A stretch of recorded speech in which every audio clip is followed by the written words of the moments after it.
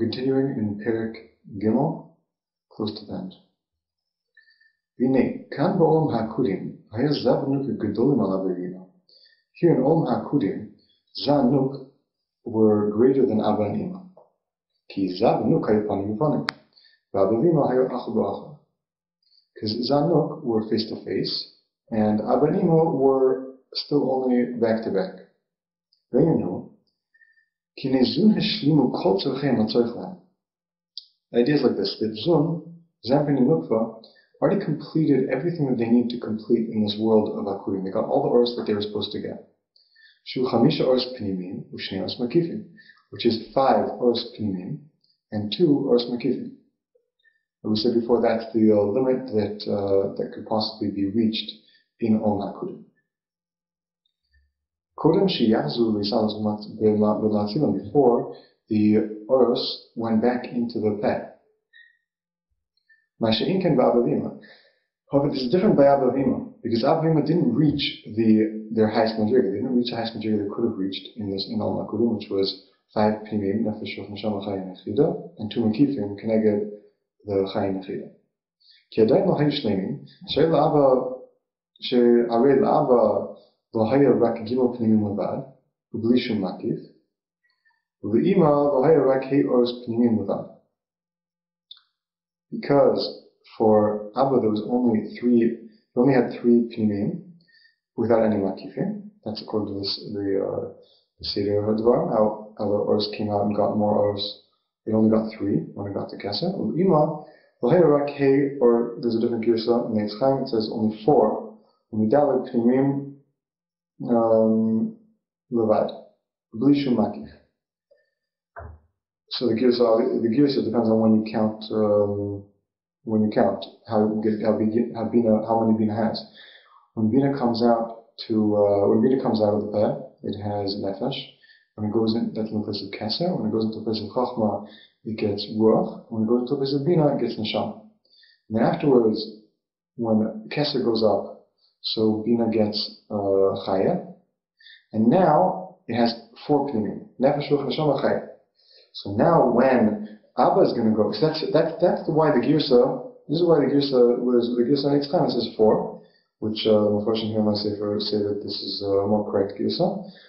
And the reason why it's more correct is because here we're talking about a yichud of Abba and Ima. We're talking about Abba and Ima coming together. And obviously, when Ima has 5, which is when Ima is in Keser, Abba already went into the peh. So it's not shaykh to talk about a yichud of Abba and Ima at that point.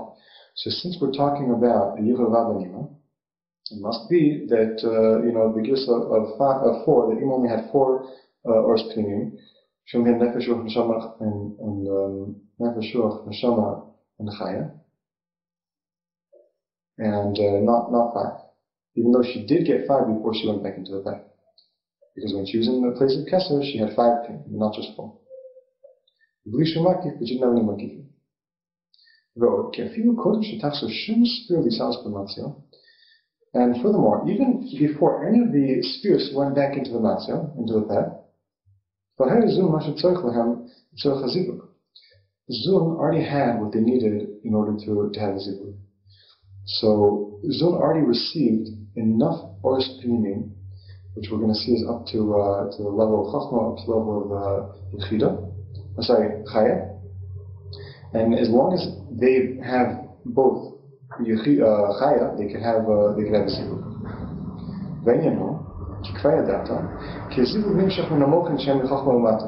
Now, the idea is like this, which we already know, that the zivug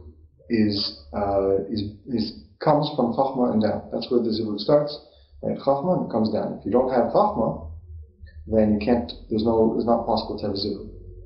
The kfar el hazah b'chinas chachma shu chaya pnimis. And Zah already had chachma, which is chaya pnimis. Kodem shetala keser b'matzah. Even before the keser goes back into the matzah. Shu rishon shechazer kodem kula, which is the first that went back into the peh before all of them. Meaning, even before the first one of the ors of peh went back into the peh, which is keser. So Zampin already got chaya pnimis, which is enough for zivug. So here we're going to ask, we're going to ask, why is it that if they had enough oros for zivug, why did they need to go back into the pet? And even though the malchus was at every stage greater than Zerpin, because as we said, since malchus came out first, he got nefesh. When Zerpin came out, malchus got ruach, and Zerpin got nefesh. So at every stage of the process, Zerpin is always going to be lower than malchus, and you might think that this would be a problem, this imbalance between the two. Usually the zohar should be higher, it would seem, and the fact that here the Zerpin was lower, you might think it would be a problem, and it might stop the zivug from happening. But the rabbi is saying that wasn't a problem, even though the malchus already had chayat pnimis before the kesser went back into the peh. It already had yechila pnimis. It already had the fifth level, which is yechila pnimis.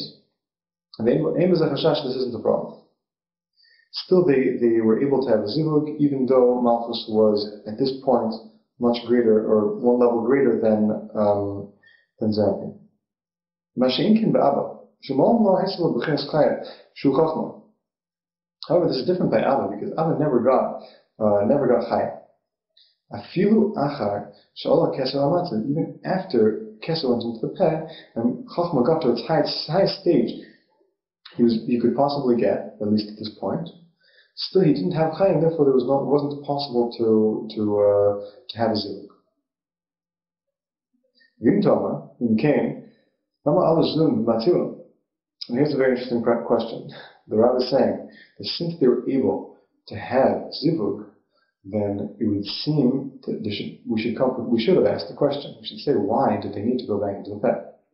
I mean, it's very interesting to point out that the rabbi is saying here that if they were able to have a zivug, it would logically be that they shouldn't need to go back into the peh. That's just an interesting point to think about. Since they were already perfected in what they needed for a zivug. But an answer for this question, why did they still have to go back into the peh, even if they had everything that was necessary for the zivug?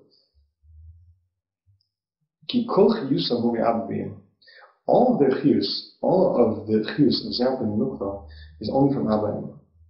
The kivan shenistalku Abba v'Ima lamala ein zum b'neim rotzim l'par b'hem. And since Abba and Ima went up into the peh, Zerpin and Nukva, their children, so to speak, did not want to leave them, so it followed them. So here we're saying that Zerpin and Nukva always receive and get shefa from, they get chiyus from Abba and Ima. It's kind of like children and parents, like the rabbi is comparing it here to that. That Zerpin and Nukva are the children of Abba and Ima, and they always want to be attached and close to their parents. And they have a desire to attach and to connect to them, and they go after them into the peh in order to receive from them. So even though they had very high madrigas and they got very close to they got whatever they needed for themselves, they still weren't satisfied with that. They wanted to be close to Abba and Ima. They wanted to be close to their source.